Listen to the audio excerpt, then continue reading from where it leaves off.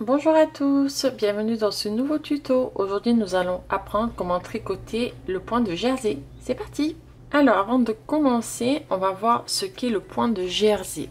Alors le point de jersey, c'est ce point là. Voilà, ce joli point avec des petits V. Alors ça, c'est ce qu'on appelle l'endroit du jersey. Le jersey endroit. Mais il n'est pas réversible. Vous avez derrière le jersey envers.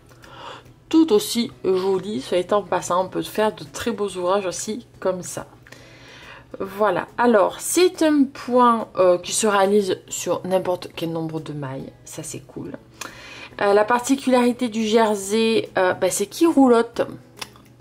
Voilà, donc si vous voulez un ouvrage avec des bords bien calés, bien droits, il vous faudra faire un blocage. Voilà.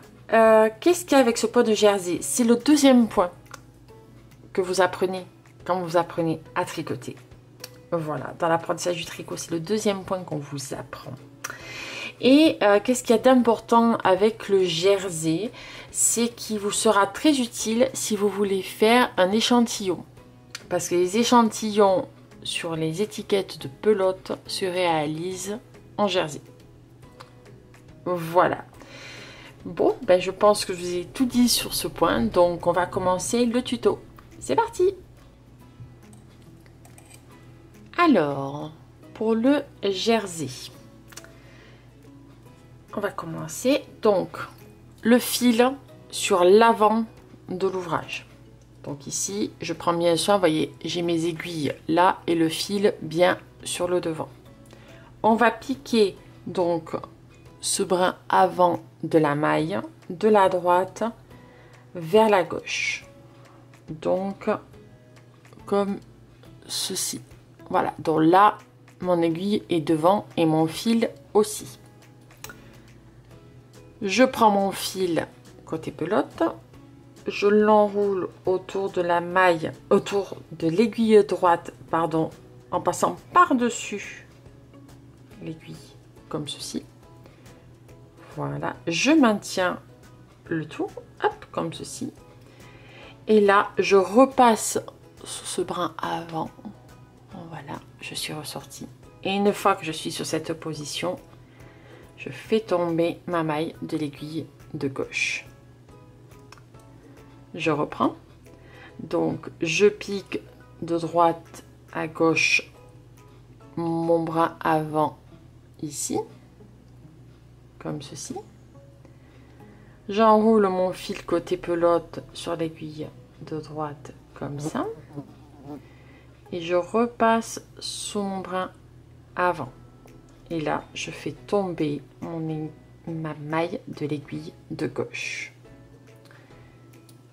Je reprends une dernière fois.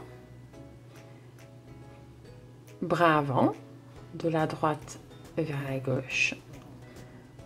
J'enroule le fil côté pelote sur l'aiguille de droite. Je repasse sous le bras avant et je fais tomber ma maille de l'aiguille de gauche. Voilà. Donc là, nous venons de réaliser ce qu'on appelle un point à l'envers ou un point jersey. Alors, il est important de distinguer deux choses.